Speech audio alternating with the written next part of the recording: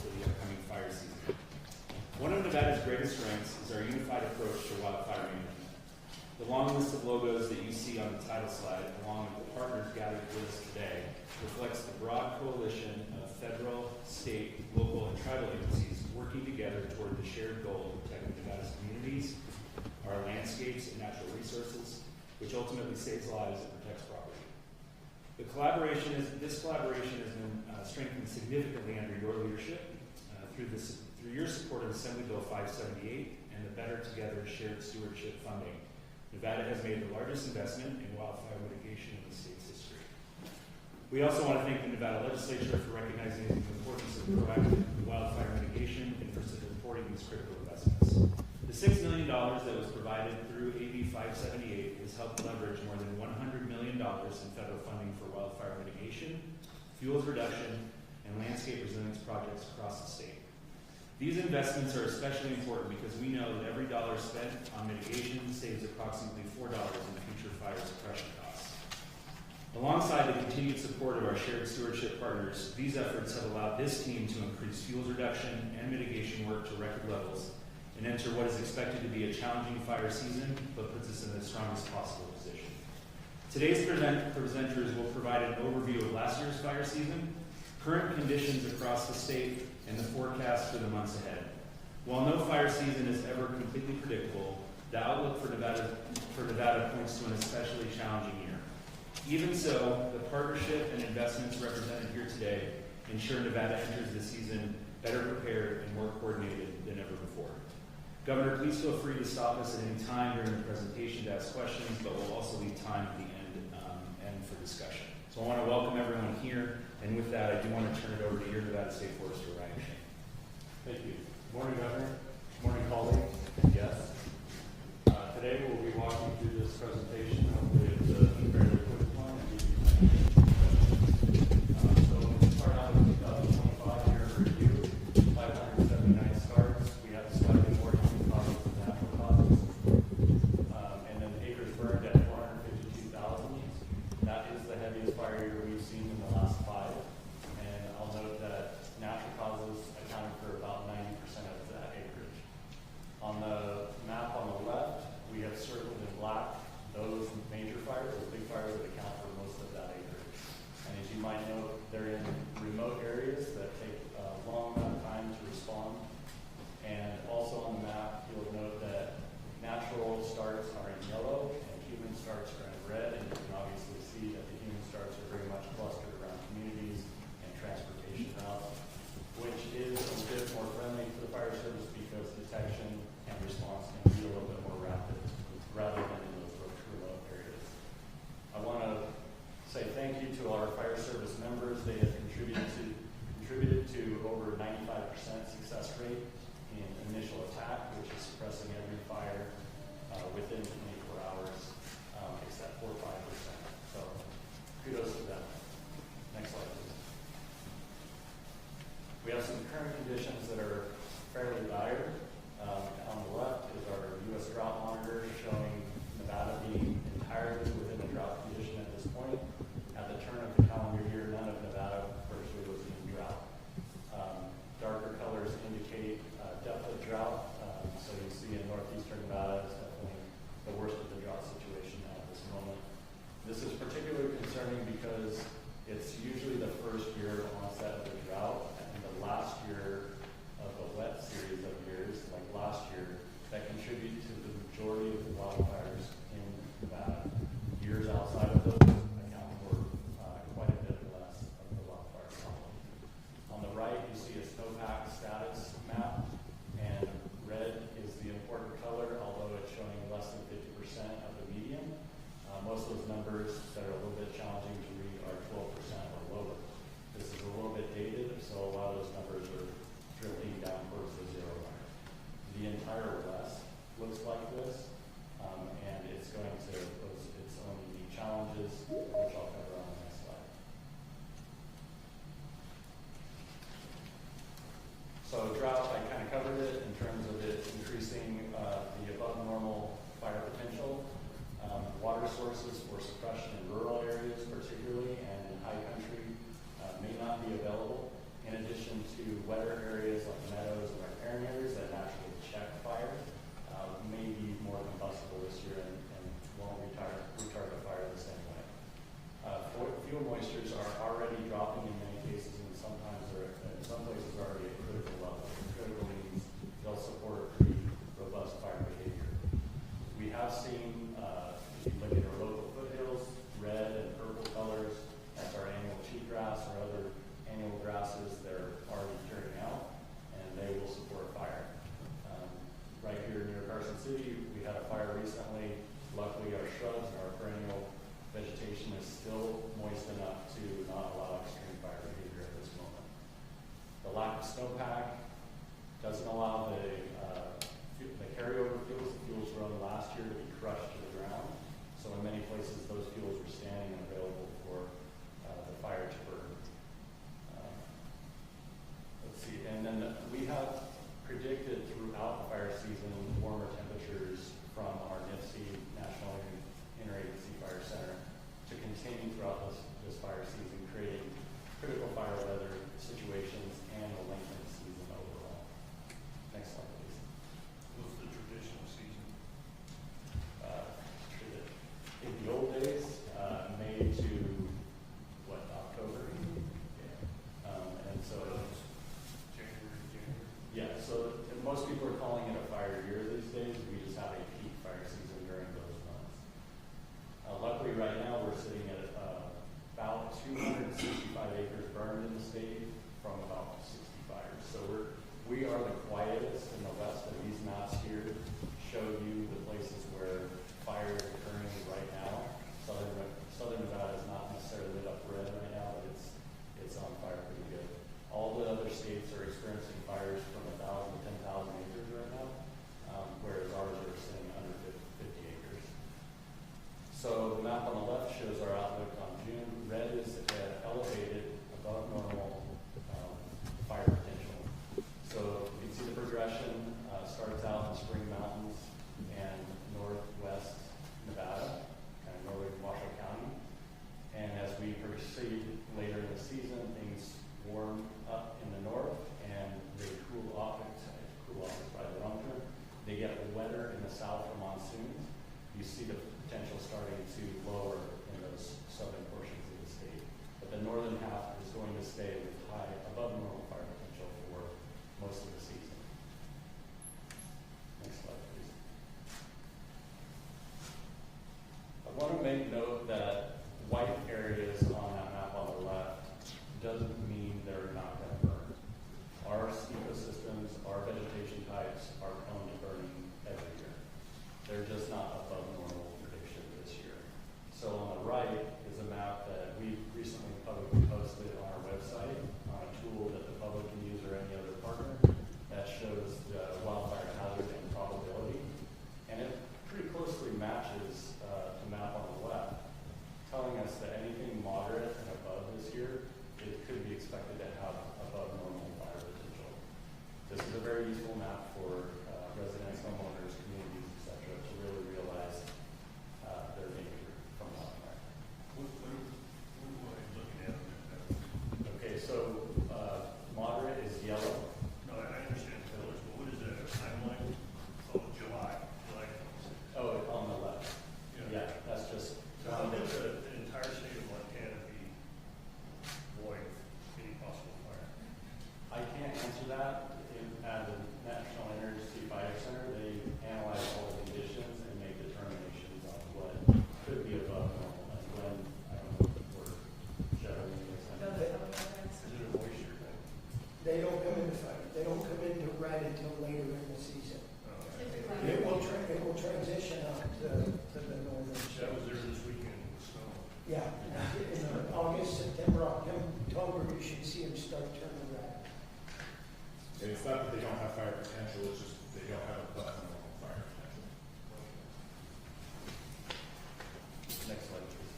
And with that, I'll pass it to Brock Mueller with the wildfire service. All right, thank you.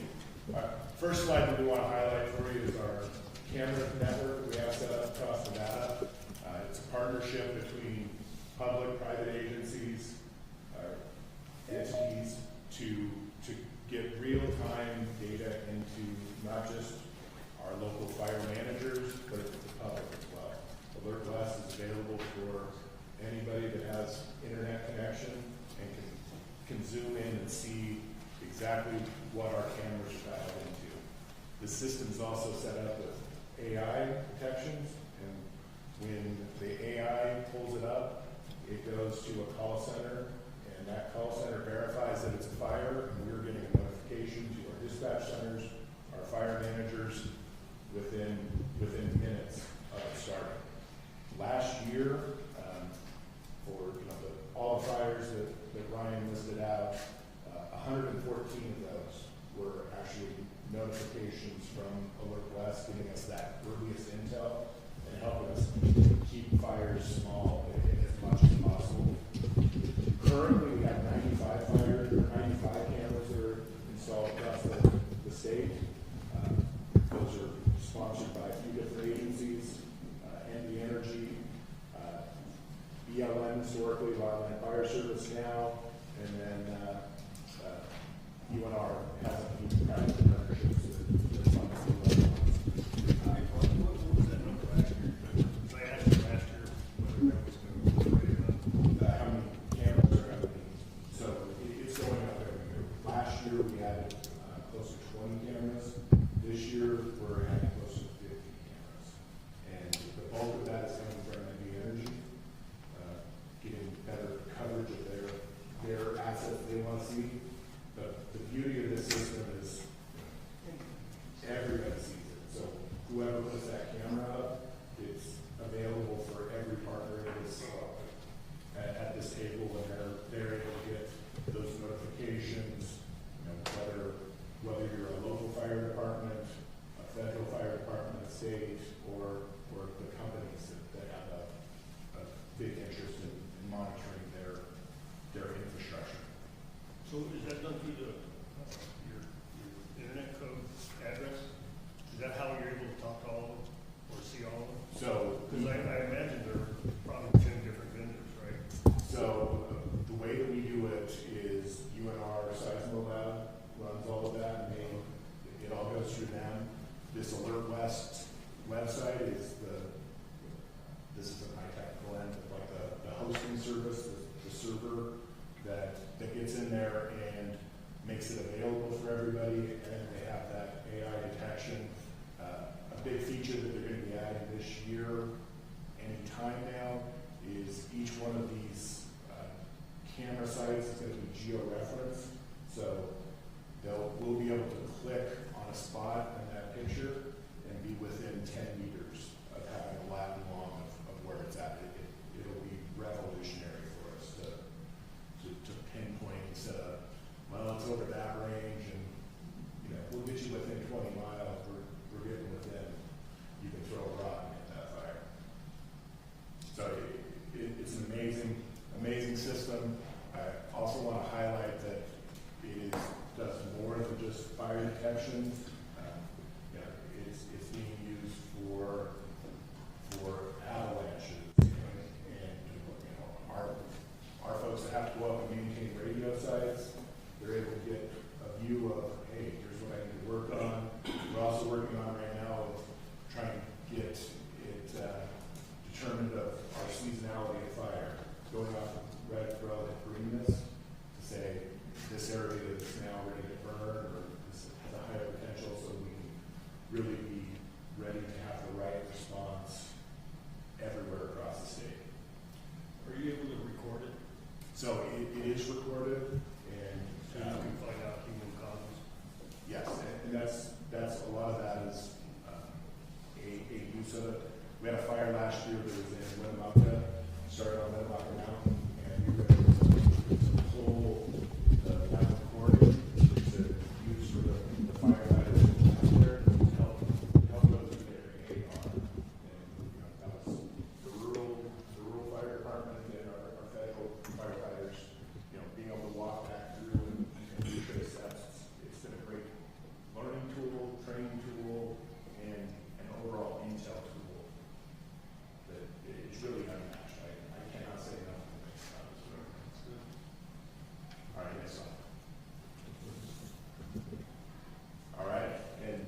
point of the year is where we are busy going towards making sure that we are prepared for the year.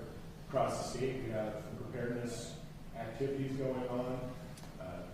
Up there is the Sierra Front Cooperative Wildfire Drill.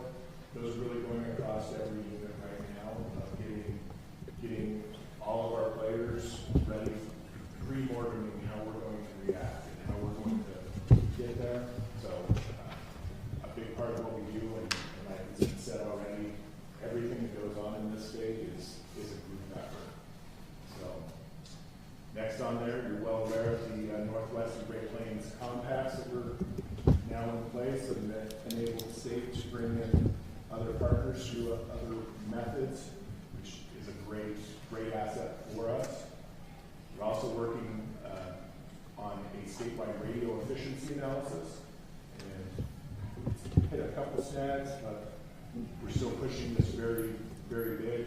Right now, we have numerous sites across the state where there's a BLM repeater, there's a Forest Service repeater, there's an NDF repeater, and they're all on the same mountaintop. We want to get the people that are talking on those are all the same people. So why don't we just have one repeater up there and put another repeater somewhere else so we can have better communication overall. So that's a goal that we're working for in here, to really use our funds most efficiently and have the most coverage that all of our firefighters need.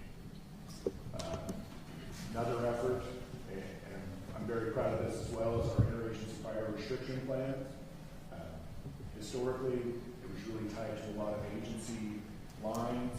We try to make that more clear for the public of, hey, you get west of this road, you get east of this road, that's where fire restrictions start. Our agencies within that area, we go into those at the same time. Restrictions are something that each agency has the authority to do, but the public doesn't recognize when the line is 100 foot up off the valley floor, then it switches. I'm trying to make it so it's easy to understand as a member of the public going out there where I can and can't do these kind of activities. And then also, always want to highlight our Living with Fire program. I think it's a national, it's a gem that we have in Nevada that should be highlighted nationally, where we all go together and work with UNR Extension Office to get a unified message out across the state and really get the information to communities of what you can do to be fire safe and give that individual care and feeding that our groups need or general public needs. Next slide, please. All right, and the next one is, as my title right here, or my little name tag says, I work for the U.S. Wildland Fire Service now.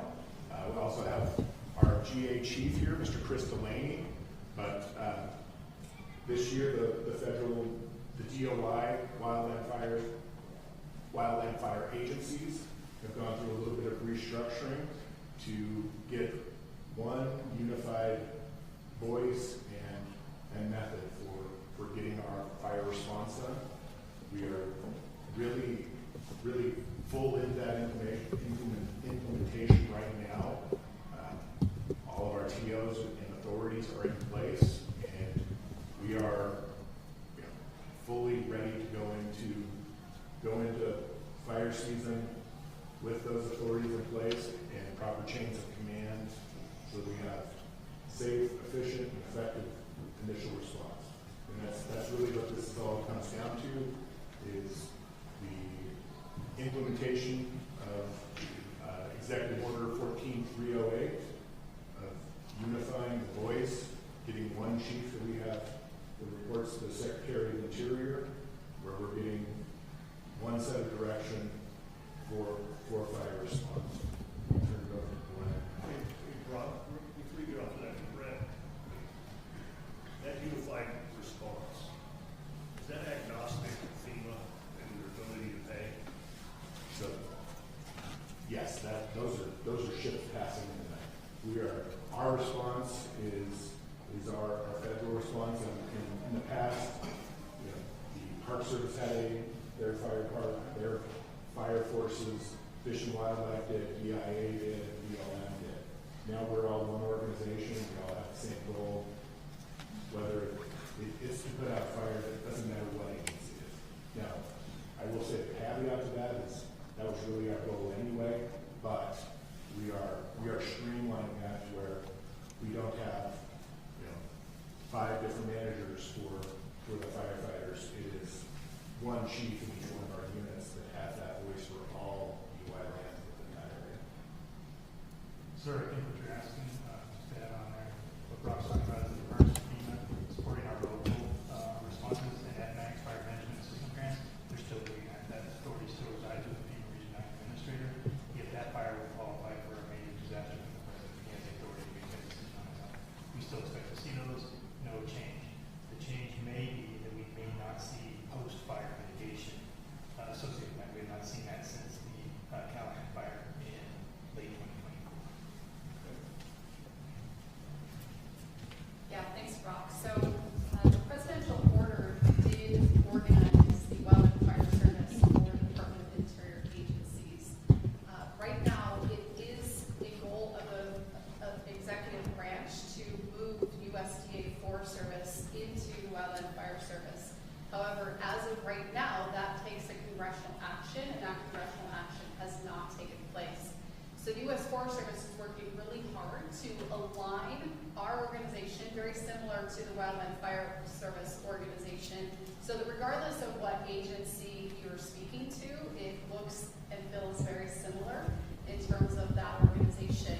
I think there are a lot of opportunities for us to continue to work together this summer and into the future to gain efficiency and to further gain that alignment, regardless of whether or not that congressional action takes place now or into the future.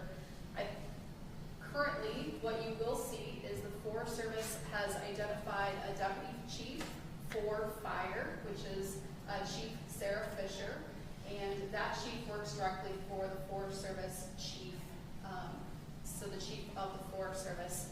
Underneath Sarah, there are several deputies, as well as several geographic area directors that are scattered throughout the country, very similar to what you see with the Wildland Fire Service. And so we will maintain an organization that is geographically based, very similar to the fire service, and you'll be seeing 2 mirrored organizations moving forward until such point where congressional action is taken to move USDA Forest Service firefighters into the Wildland Fire Service. I think maybe the take home for both the fire service and the Forest Service moving forward this summer, especially in Nevada, is it's going to be business as usual. We're still going to be able to provide the same service. We're still going to be working with our local, state, federal partners across the entire state, really focusing on the mission of putting fire out and making sure that we're maintaining the coordination that we've had every year prior to this year, and really serving the public and being effective with the response that we've always had. And so you should not see a change to that moving forward this summer. All right, next slide. All right, and then this last slide for me is just going over the cohesive strategy that Nevada puts in. It's resilient landscapes, fire adapted communities, and safe, effective fire response. And that's really how we built our organizations. We have, for resilient landscapes, we have shared stewardship, where we're all together, making sure that we're putting the right projects in the right place. Fire adapted communities, we have fire adapted Nevada that works with our local publics, setting up fire safe communities, and then safe and effective response. We have the Nevada Fire Board here, where we all work together interagency. We sponsor 5 Type 3 teams in this state, and without bragging for Nevada, which I don't need to worry about that here, we have the best Type 3 team system in the nation. We are pulled nationally to support other places, and you ran into one of our teams twice last year. Do phenomenal work out on the ground, and it's a great fires, we have to get those resources there quickly and with the folks that know what to do when they get there. All right, I'll turn it over next to John. Afternoon, Governor John Stanfield with the Humboldt-Toyabe National Forest. I'm going to touch briefly on one of the pieces of the cohesive strategy of resilient landscapes, and then the vehicle that brings it all home here in our state is Nevada Shared Stewardship. So ahead of this fire season and during 2025, we treated about 360,000 acres across the state. 47% of those were in priority landscapes, although I'd say they're all priority acres for us. 90% of those acres were accomplished by the BLM, 7% by the Forest Service, and 3% by state, tribal, and local entities. We continue to use every tool at our disposal to meet multiple objectives out there on the ground, including forest and rangeland health, wildlife habitat improvement, and I think all that affects the reduction in hazardous fuels. Now, the vehicle that brings it all home, something that I know you're very familiar with and we're super proud of here in the state, is Nevada Shared Stewardship. So as of this year, we've activated 2 new landscapes, the Black Rock High Rock and the Virgin Money. And then definitely would be remiss if I didn't bring up Assembly Bill 578, Better Together Bill, which appropriated $6 million in funds that are now being utilized across the states. In fact, applications exceeded available funds this year. However, we're still looking at treating 71,000 acres for wildfire mitigation and ecosystem restoration across 13 projects in the state. I'd also like to point out that the state received disaster relief funds from Forest Service State, Private, and Tribal Forestry Program to the tune of $26 million, specifically focused on the Elko and Sierra Front landscapes. Also, with that funding, the development of community wildfire protection plans for 62 communities, looking at 13,500 acres to get treated across 14 projects. With that, I will turn it over to you. Yeah. Go back to your first slide. You said 370,000. 360. What's the delta? John and I can help you out. Oh. John's working on a slightly older version of the slide. That is with the Natural Resource Conservation Service through their stewardship software. What I meant to say was 401,000.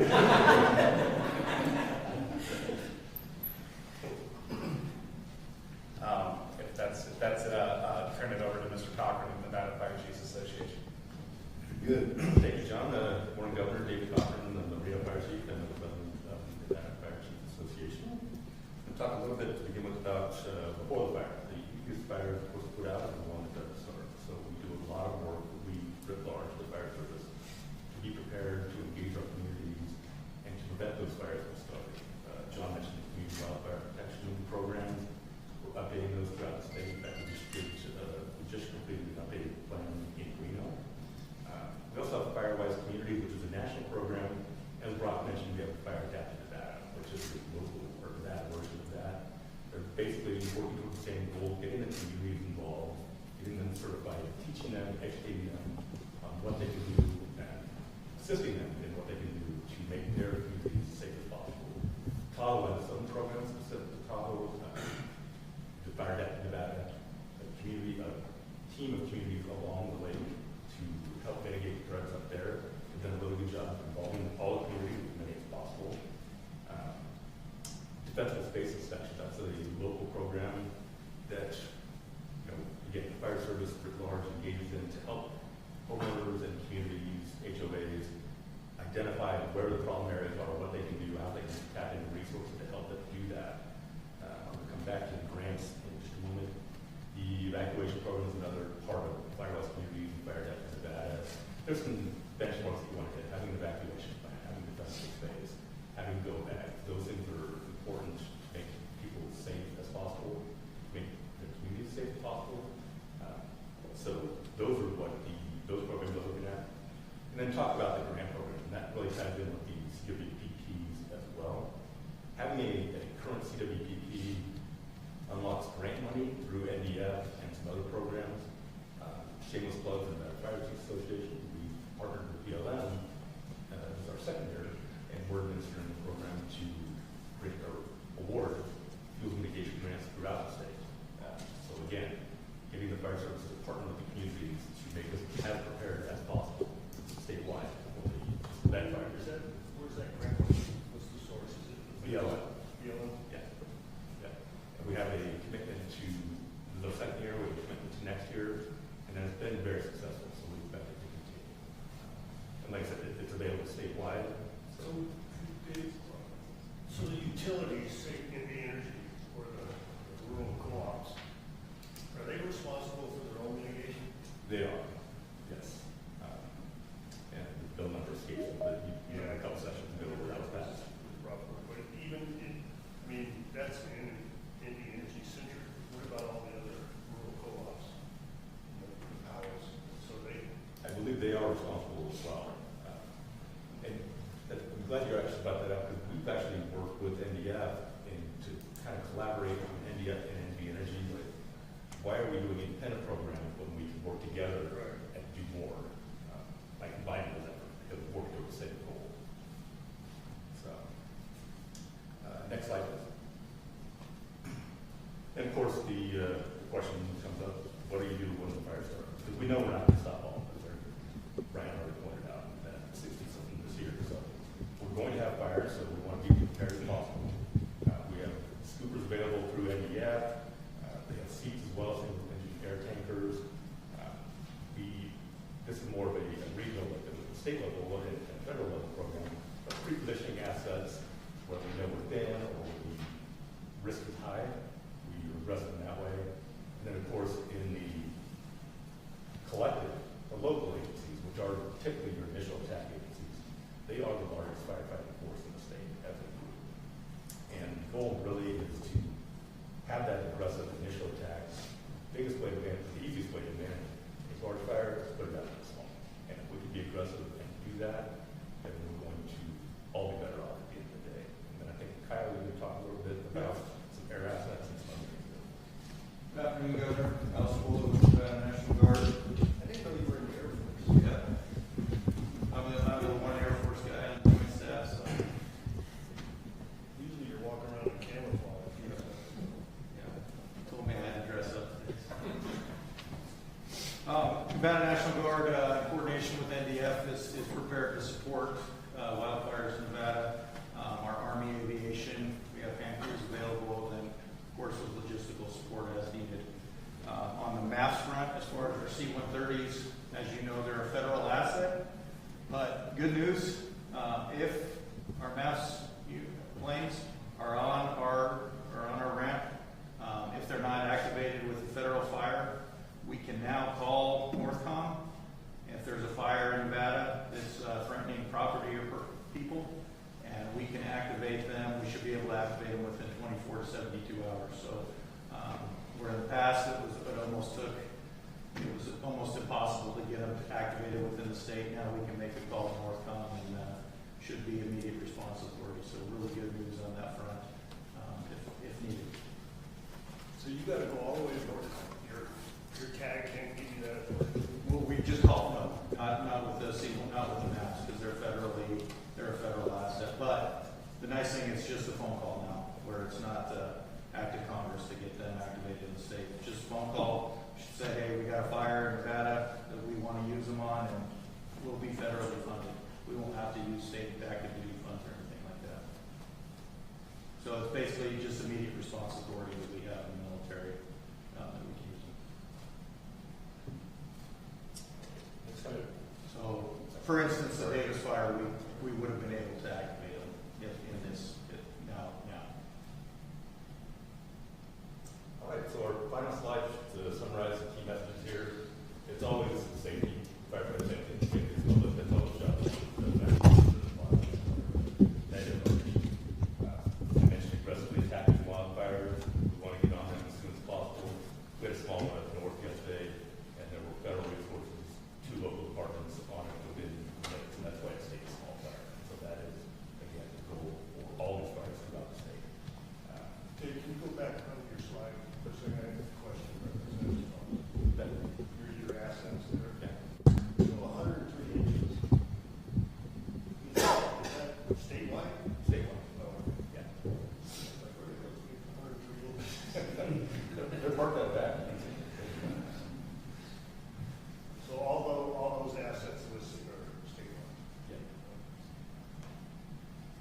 And in all fairness, it's probably underestimated because it doesn't necessarily include all the volunteer departments of traffic departments and other assets that are out there that will be actively available for wildfire.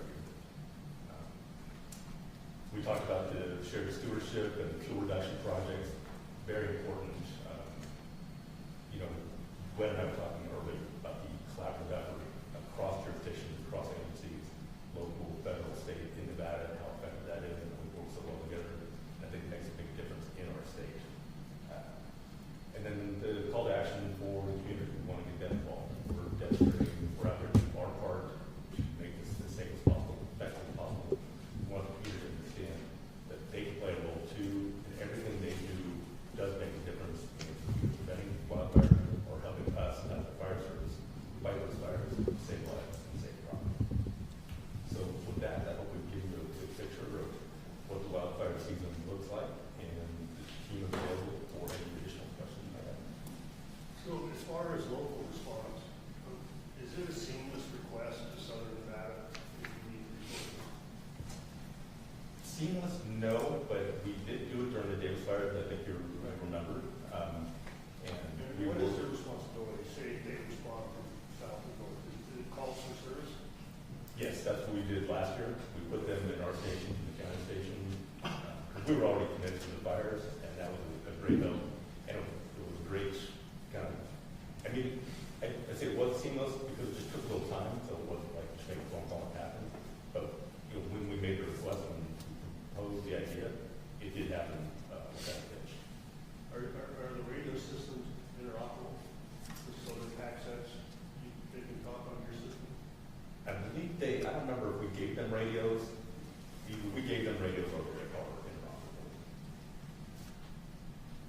You know, problem. So for wildfire, everything is interoperable. We have to meet a standard. Right, I understand. Wildfire. Yeah, the wildfire for sure. I was thinking more locally like that. Yeah, that's what I'm thinking. Yeah, I think we gave them just our handheld radios that we attached to those.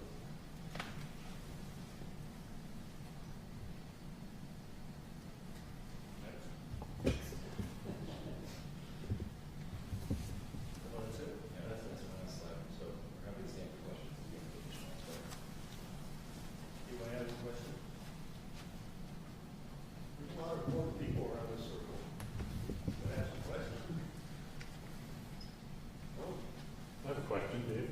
Just in general, fuels reduction, I know that's an ongoing effort, and I think everybody collectively does a great job, but what's your perspective on, how are we how's the state staying up on that? I think we're making great progress, like John and Brock talked about, kind of in the rural areas, the wildland areas, for lack of a better term, that those that are an interface. They've been very active in those spaces, and each year they're getting more and more fuels treated. And I know in the wildland urban interface, like Reno is the example that's what I'm most familiar with, we've been very aggressive in terms of prompting our communities, getting grants from NDF, getting grants from BLM, and I feel like probably 100% prepared, that will probably be better. But I think we made a lot of progress, and we've got a lot of momentum in getting the community involved. Thank you. I'd also add in there, so coming from historically BLM, across DOI last year, there was a little over 1 million acres that were treated by DOI agencies. Nevada BLM, and in Nevada, we were able to treat just under 300,000 acres. And so that's a huge portion of what was done nationally for DOI. So I think we're very fortunate and aggressive in that. Also would like to highlight the wildfire risk reduction program that Dave was talking about. And really the goal there, we know that there's challenges putting in for federal money. There's a lot of hoops that you have to go through. The goal of that was to set up a program with the Chiefs Association where they could do sub-awards for smaller projects, because it's not always the giant project that you need to get done. It's this little project around a community that saves, that really protects that whole community, and they don't have the capacity to put in for $100,000 grant. We haven't parsed out to small bites that the smaller entities can get into and get that good work done, even on smaller footprints. And Joe, 4 out of the last 5 years, we've treated more acres than have burned in the state, and even last year, we almost kept pace with it on a pretty tough fire year. So that's what we've been shooting for, is to scale our mitigation to the scale of the disaster to be effective, and trying to not look at jurisdictional boundaries that we can abide by, because the fire's not going to abide by them either. Yeah, thank you.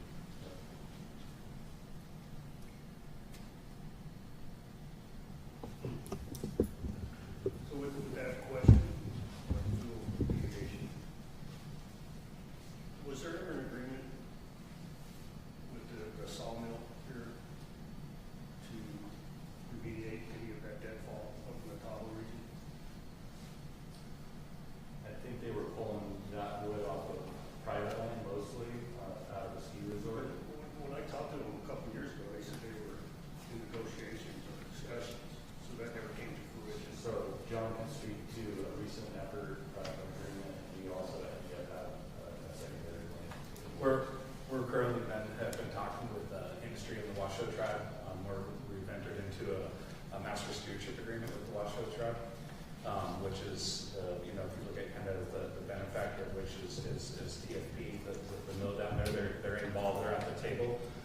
And so we've set up a partnership between ourselves, the Lake Tahoe Basin Management Unit, the Tahoe National Forest, the El Dorado National Forest, and the Gania, and collectively amongst all 5 of those units, and then of course with help with NDF, our intentions here in the next few years is to keep sending wood products to the mill and do our best to one, mitigate the hazards out there and increase forest health, but also keep Tahoe forest products around.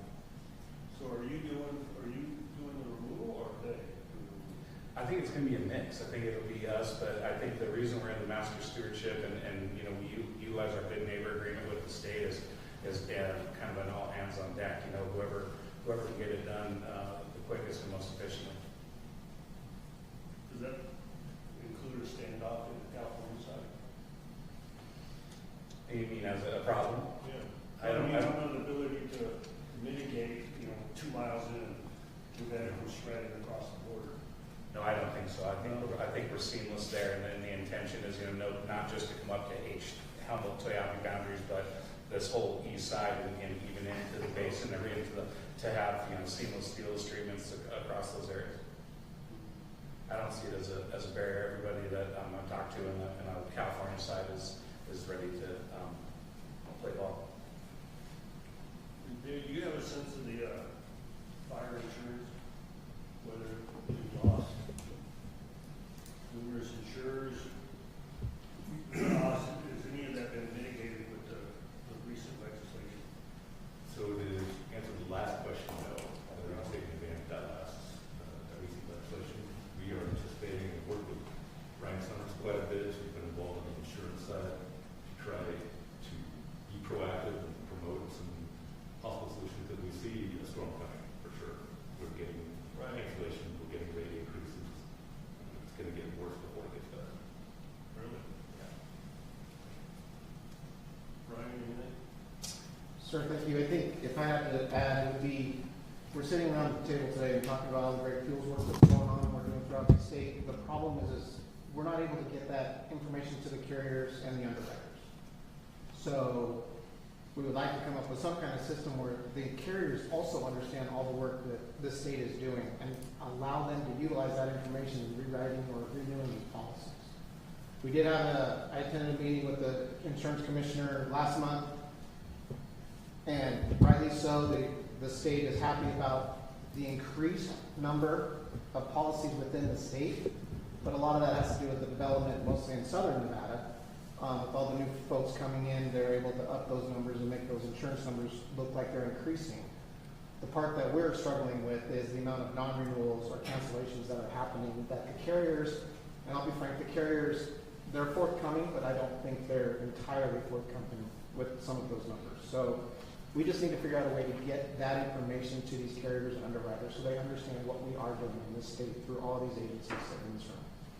And there was a good bill last session that we were supporting. It kind of came in late, though, so we were behind the curve.